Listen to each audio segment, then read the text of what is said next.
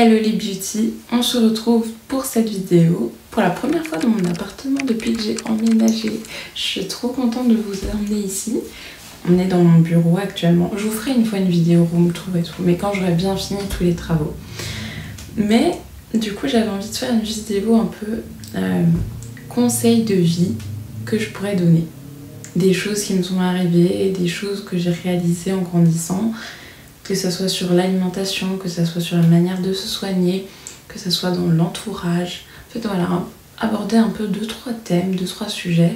Donc posez-vous, cherchez-vous un petit thé, un petit pot de glace, et puis on va papoter.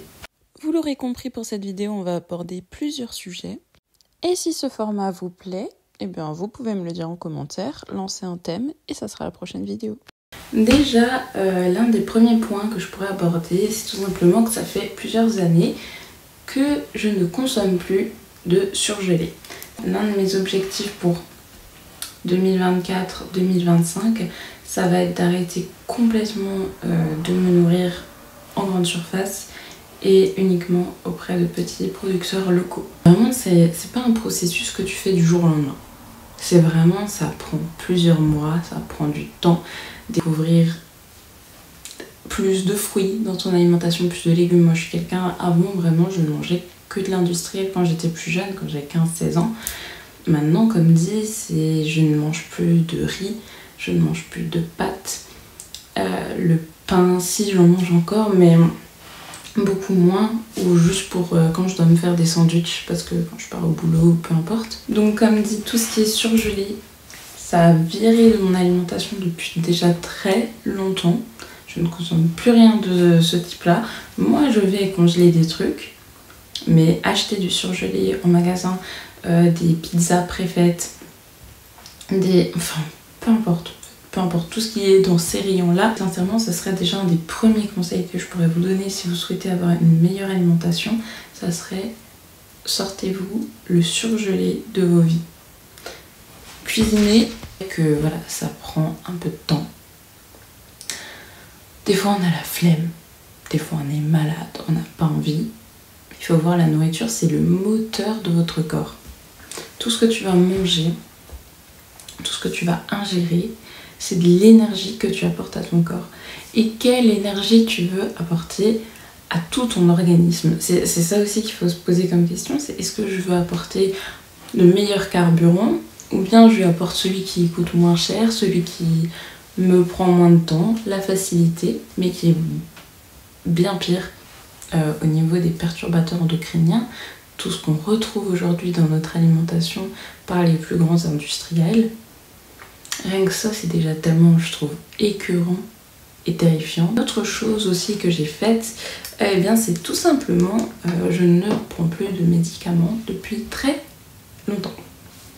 En fait, quand j'étais plus jeune, je tombais tout le temps malade, mais pour rien. Je faisais pneumonie sur pneumonie, rhinopharyngite. Ça, c'était vraiment le truc à chaque fois que j'allais chez le médecin, c'était rhinopharyngite. Et au bout d'un moment, en grandissant, quand j'ai eu 17 ans, c'est là que je me suis rendu compte, je me suis dit, mais attends, j'ai quand même un système immunitaire. Il me sert un peu à quoi celui-là? Si dès que je suis malade, je m'empresse d'aller bouffer des Doliprane, d'aller bouffer des Spasson dès que j'ai une petite douleur pendant mes règles.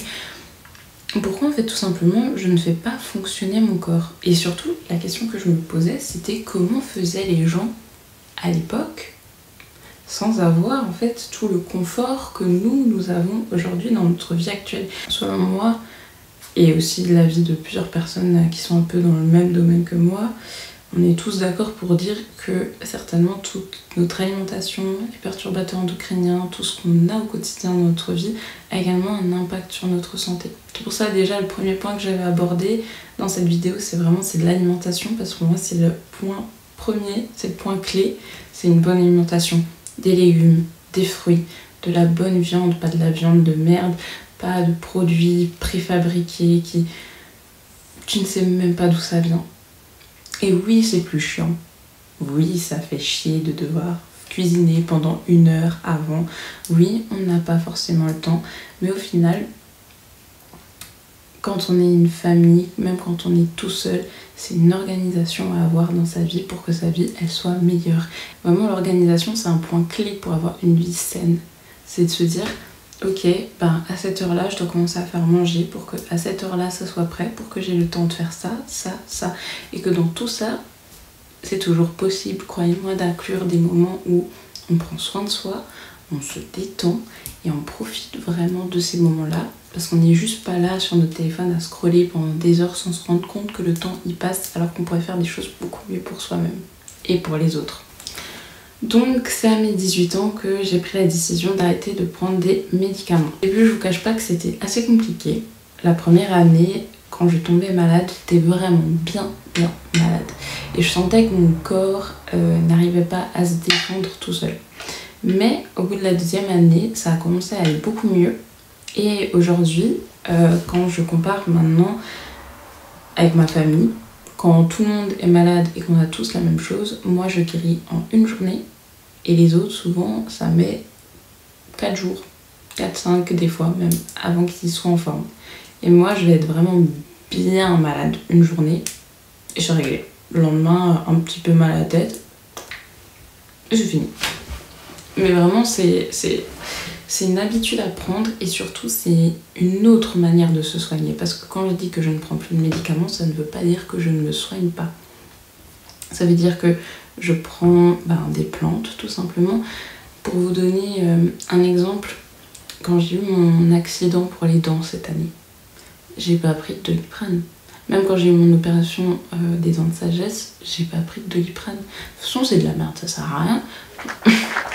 Bref, mais pendant tout le long de ma convalescence, je n'ai utilisé que du clou de girofle.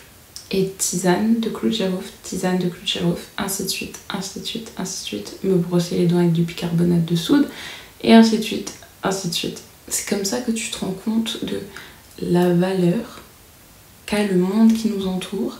Il y a tellement de choses à savoir, il y a tellement de connaissances, et on est tellement perdu dans cette culture du vide en fait actuellement.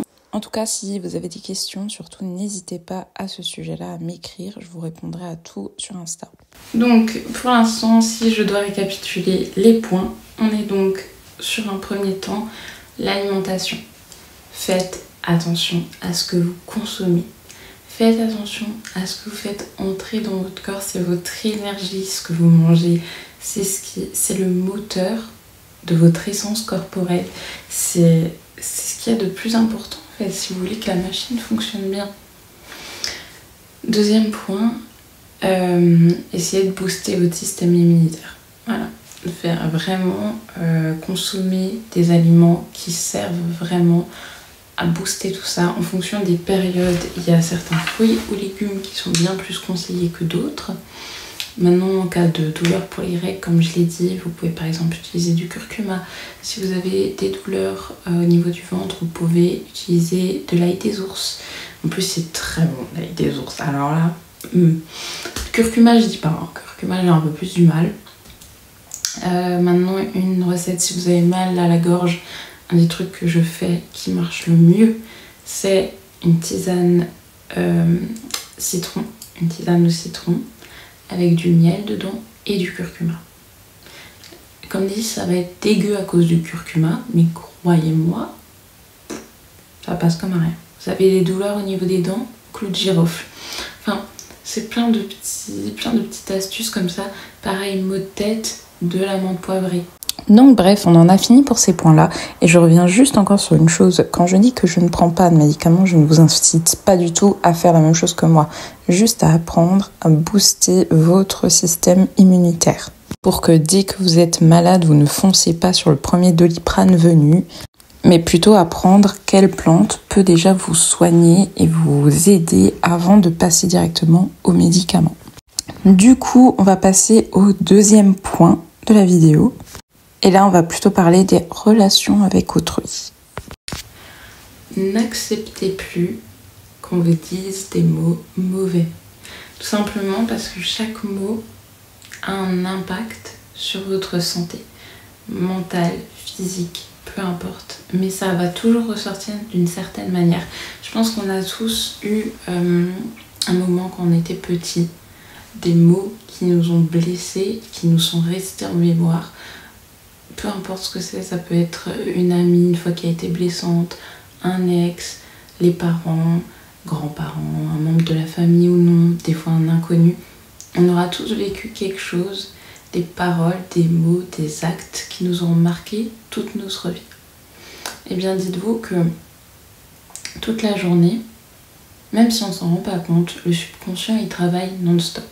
Chaque chose que vous faites, chaque chose que vous vivez, chaque chose que vous entendez, tout ça est enregistré par votre subconscient. Quand vous êtes avec une personne qui vous dit non-stop que vous ne valez rien, que vous êtes moins que rien et qui vous dévalorise, le subconscient il enregistre tout ça. Et ça fait qu'au bout d'un moment, votre estime de soi elle va tellement baisser que vous allez vous retrouver dans un état, on va dire, à la limite végétatif. Parce que la perte de confiance en soi, c'est l'un des pires trucs pour justement se retrouver en fait complètement vulnérable et pouvoir se laisser manipuler par tout le monde. Et pour moi, quelqu'un qui a toutes les chances dans la vie, c'est quelqu'un qui a confiance en soi. Et c'est super important de se la booster non-stop. Surtout si on vit des situations compliquées et qu'on n'est pas forcément bien entouré de personnes qui sont capables de vous booster votre confiance en vous. Faites-le vous-même. Prenez-vous un moment devant le miroir. Dites-vous des mots positifs. Le soir avant d'aller dormir, pensez à une chose positive qui vous est arrivée dans la journée qui vraiment vous a fait plaisir, que vous dites « Ah, là ça c'était chouette ». Et même si on a passé une mauvaise journée, il y a toujours un moment dans une journée où on vit vraiment quelque chose de beau, de positif, qui nous a fait rire, qui nous a fait passer un bon moment, même si c'est juste une vidéo. Si c'est une petite discussion avec un ami, avec un collègue, peu importe, il y a toujours ce petit moment de rayon de soleil dans la journée. Et pour moi, la confiance en soi, c'est vraiment une clé dans la vie. Mais attention à ne pas confondre avec l'arrogance ou bien du narcissisme. Ça, c'est tout à fait différent. Mais avoir confiance en soi, c'est être capable de se dire, bon, ok, peut-être que je gère pas cette situation, peut-être que j'ai pas toutes les connaissances, mais je sais de quoi je suis capable. Je sais que je peux y arriver. Je sais que je peux être bien entourée. Il n'y a rien qui m'empêche d'y arriver. C'est juste pouvoir se dire, j'ai les capacités pour. Et pas, il me manque telle et telle chose pour pouvoir y arriver. C'est, je suis capable. C'est juste à moi de mettre en place le processus pour pouvoir accéder à telle et telle chose, pouvoir réussir telle et telle chose, pouvoir entreprendre, même régler des situations, que ça soit sentimentale dans la vie actuelle, enfin dans tout. La confiance en soi, en fait, c'est dans tous les domaines de la vie. C'est quelque chose qui est la clé, en fait. C'est vraiment une clé pour tout, ouvrir toutes vos portes. Donc, comme dit, l'une aussi des choses, je pense, qui est la plus grande richesse dans une vie, c'est la qualité des gens qui t'entourent. Et également pour pouvoir évoluer. En fait, il faut comprendre que les personnes autour de toi sont une opportunité. C'est une chance de rencontrer les gens. Et chaque personne qui entre dans ta vie, même si au bout d'un moment elle part, cette personne, si elle était là à tel moment dans ta vie, ce n'est pas pour rien. C'est parce qu'elle devait t'apporter quelque chose, soit elle devait t'apporter une leçon, ou peu importe le domaine, mais si elle était là, à ce moment-là dans ta vie, ce n'était pas pour rien. Comme toi, ça n'était pas pour rien que tu étais dans la vie de cette personne-là à tel moment. Tu dois apporter des choses aux gens, mais les gens doivent aussi t'apporter quelque chose. C'est un échange de bons procédés. Voilà, j'espère que la vidéo vous aura plu. Je vous fais de gros bisous. Ciao, ciao!